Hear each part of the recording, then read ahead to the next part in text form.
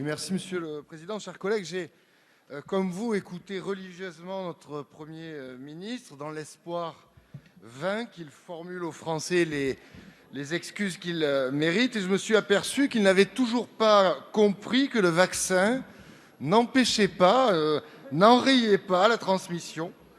Ce qui, disons-le, est quand même un petit peu inquiétant. Donc, pour lui, je cite, « Être libre et responsable, ce n'est pas contaminer librement les autres ».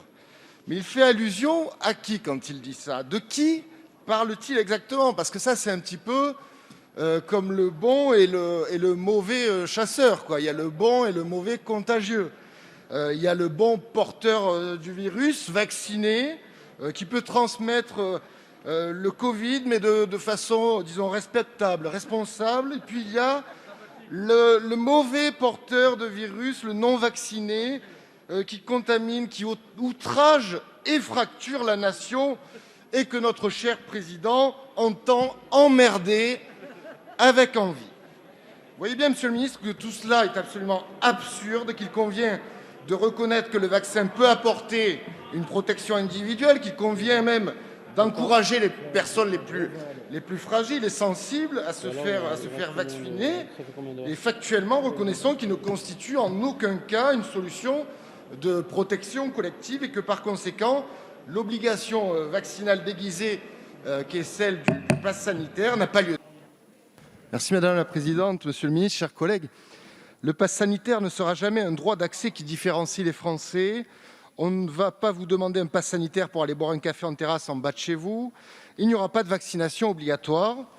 Voilà des déclarations ayant toutes été prononcées respectivement par le président Emmanuel Macron, par Gabriel Attal et vous-même, Monsieur le Ministre. Et aujourd'hui, que déclarez-vous? Le pass vaccinal est une forme déguisée d'obligation vaccinale. Et vous voudriez qu'avec ces déclarations contradictoires, pour ne pas dire ces bobards, les Français aient confiance en vous, qu'ils avalent vos couleuvres, qu'ils suivent vos injonctions, vos indications et vos contre-indications sans ne jamais rien dire, sans jamais se questionner. Alors nous voilà maintenant appelés à débattre de la transformation du pass sanitaire en pass vaccinal. D'autres l'ont rappelé ici, alors que l'inefficacité du vaccin contre la transmission du Covid-19 a été plus que démontrée par la résurgence des cas cet hiver, une résurgence décorrélée des hospitalisations et du nombre de décès d'ailleurs. Ce pass vaccinal apparaît comme une immense absurdité. La France compte à ce jour près de 91% de personnes éligibles vaccinées au moins une fois. Cela n'a en rien empêché la propagation du Covid-19, notamment avec les variants Delta et Omicron sur le territoire, avec des records de contamination ces derniers jours. Le constat que nous pouvons faire aujourd'hui est que la meilleure arme contre la propagation du virus est une politique de tests massive.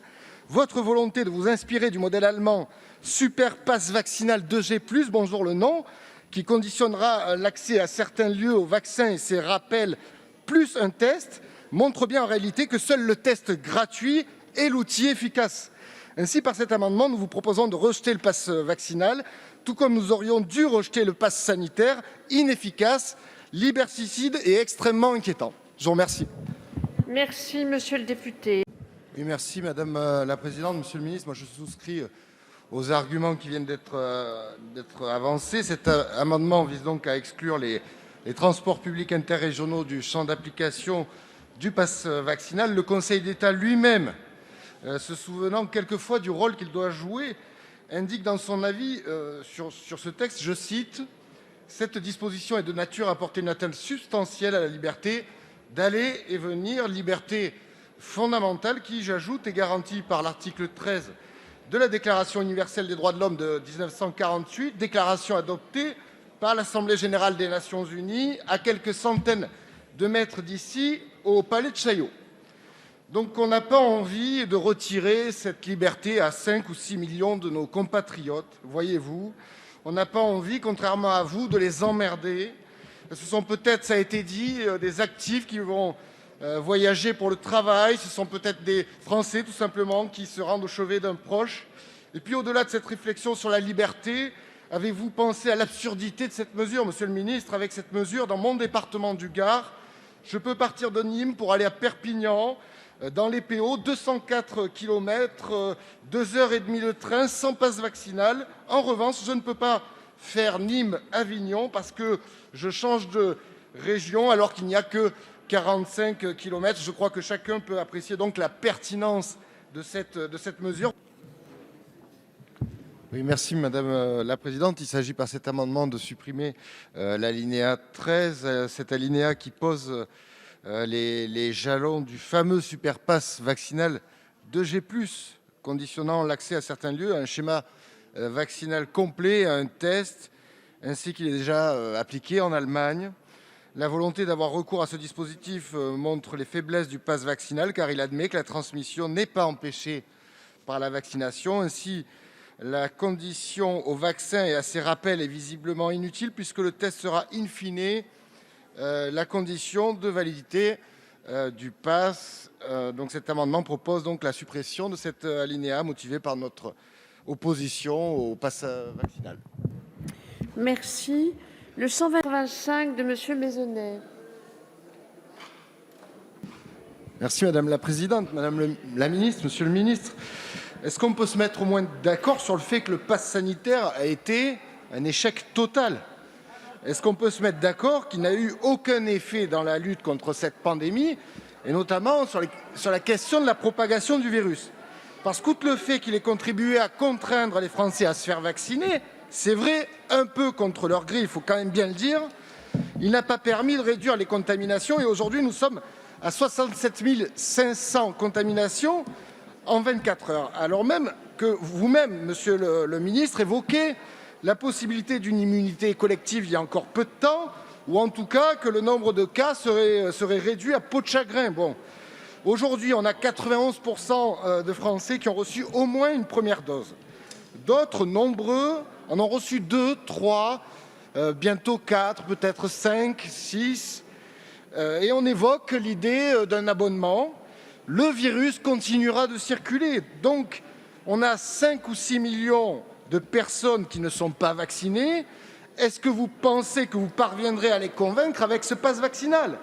Certains d'entre eux ont sans doute évalué leur propre rapport bénéfice-risque. D'autres ont un problème de confiance, il faut bien le dire, et pour cause.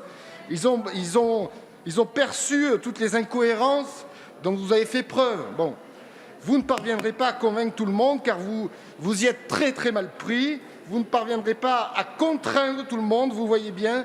Certains sont même prêts, c'est dramatique, à perdre leur emploi plutôt que de se faire vacciner de force. Alors pourquoi vous obstinez-vous avec ce pass vaccinal ? Le 3. Amendements identiques, le 19 de Monsieur Maisonnet.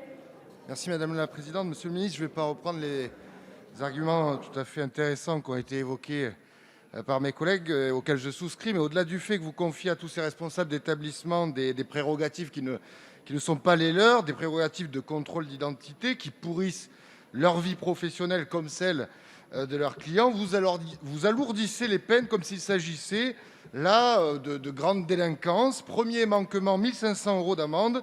En cas de récidive, jusqu'à 6 mois d'emprisonnement et 3 750 € d'amende. Nos cafetiers, nos restaurateurs et les autres vont ouvrir leur commerce, la peur au ventre. Et ça n'est pas acceptable, c'est totalement illégitime, c'est totalement disproportionné. 1000 fois dans cet hémicycle, nous avons débattu du quantum des peines, notamment dans des situations de grave délit ou de criminalité. Ce gouvernement n'a jamais voulu alourdir la moindre peine. Pourtant, là, c'est différent. Il ne s'agit plus d'emmerder les Français, il s'agit de leur pourrir la vie, littéralement. Monsieur le ministre, vous êtes dans un bras de fer, vous êtes dans une surenchère permanente qui n'est pas nécessaire.